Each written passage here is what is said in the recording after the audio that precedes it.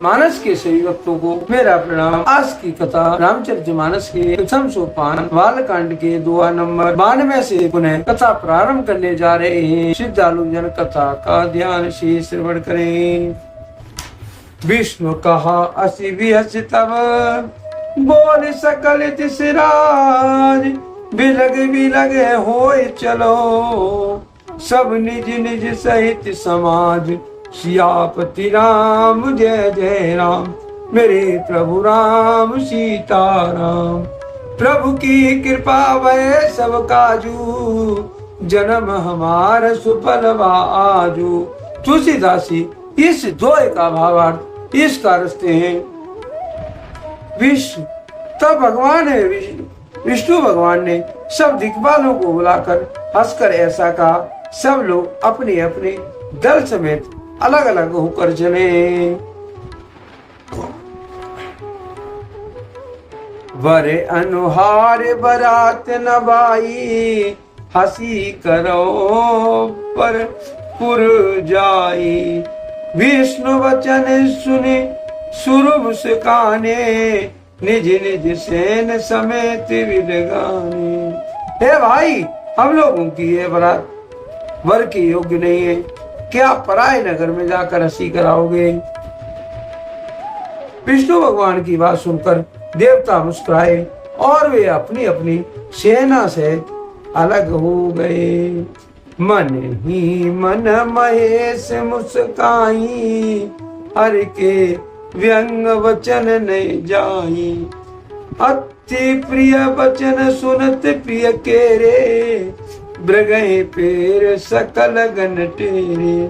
महादेव जी यह देखकर मन ही मन मुस्कुराते हैं और विष्णु भगवान के व्यंग वचन दिल लगी नहीं छूटते हैं। पर अपने विष्णु भगवान के इन अति प्रिय वचनों को सुनकर शिव जी ने भी भृंगी को भेजकर अपने सब गणों को बुलवा लिया। शिव अनुशासन सुने सब आए प्रभु पद जलज शीस तिन नाये। नाना वाहन नाना बेसा बेसे शिव समाज निज देखा। शिव जी की आज्ञा सुनते ही सब चले आए और उन्होंने स्वामी के चरण कमलों में सिर नमाया। तरह तरह की सवारियां और तरह तरह के वेश वाले अपने समाज को देखकर शिव जी हंसे। कोई मुखहीन विपुल मुख काहू बिन पद कर को बहुपद बाहू। विपुल नयन कोई नयन बीना रिट पुष्ट कोई अति तन कीना। कोई बिना मुख का है, किसी के बहुत से मुख है और कोई बिना हाथ पैर का है, किसी के कई हाथ पैर हैं, किसी की बहुत आंखें हैं तो किसी की एक भी आंख नहीं है। कोई बहुत मोटा ताजा है तो कोई बहुत ही दुबला पतला है। तन खीन कोई अति पीन पावन कोई अपावन गति धरे।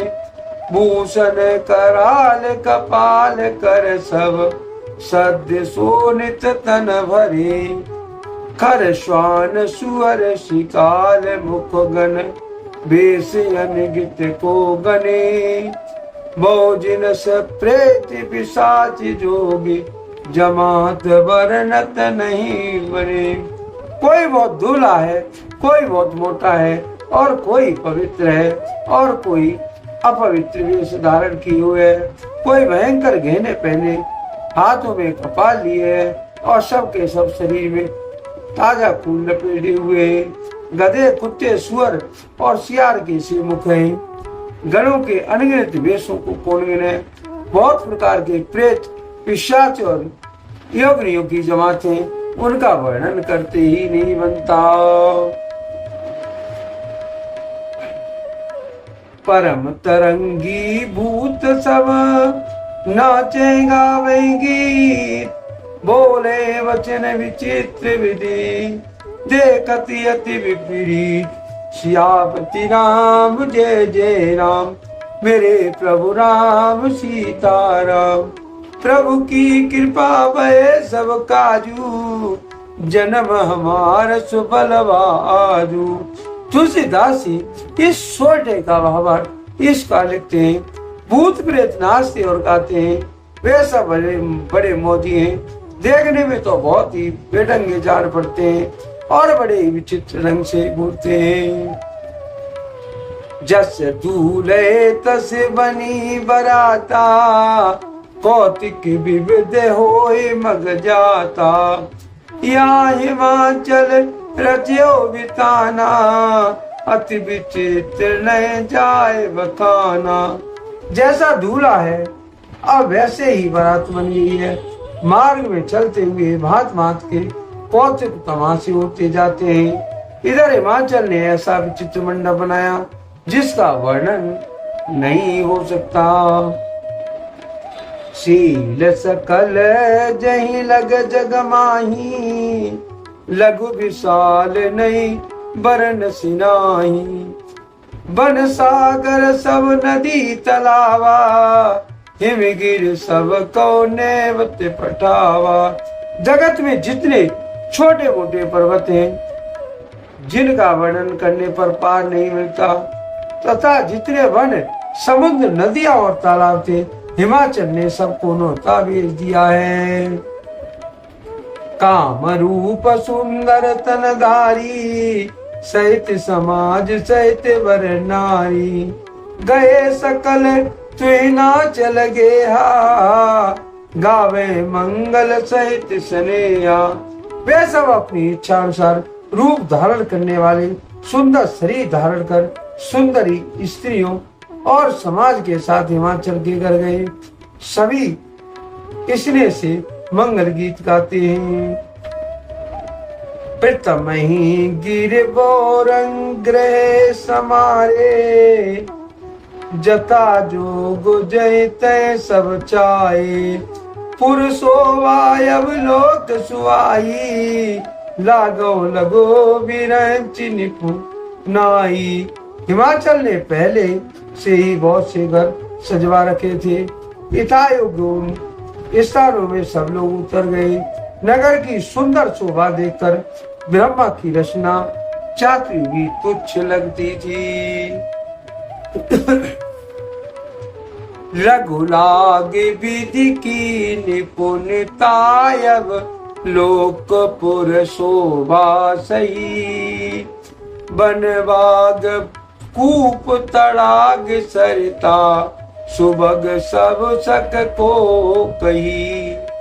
मंगल विपुल तोरण पताका, केतु ग्रह ग्रह सोहे।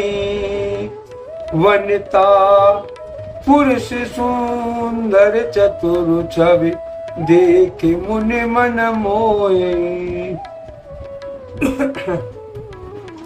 नगर की शोभा को देखकर ब्रह्मा जी की निपुणता सचमुच तुच्छ लगती है। वन बाग कुएं तालाब नदियां सभी सुंदर हैं, उनका वर्णन कौन कर सकता है। घर घर बहुत से मंगल सूचक तोरण और ध्वजाएं पताकाएं शोभित हो रही हैं। वहां के सुंदर और चतुर स्त्री पुरुषों की छवि देखकर मुनियों के भी मन मोहित हो जाते हैं। जगदम्ब का जय अवतरी सो, पुरवर ने के जाए। रिद्धि सिद्धि संपत्ति सुखु, नित्य नूतन अधिकाय। सियापति राम जय जय राम, मेरे प्रभु राम सीताराम। प्रभु की कृपा में सब काजू, जन्म हमार सुफल आजू।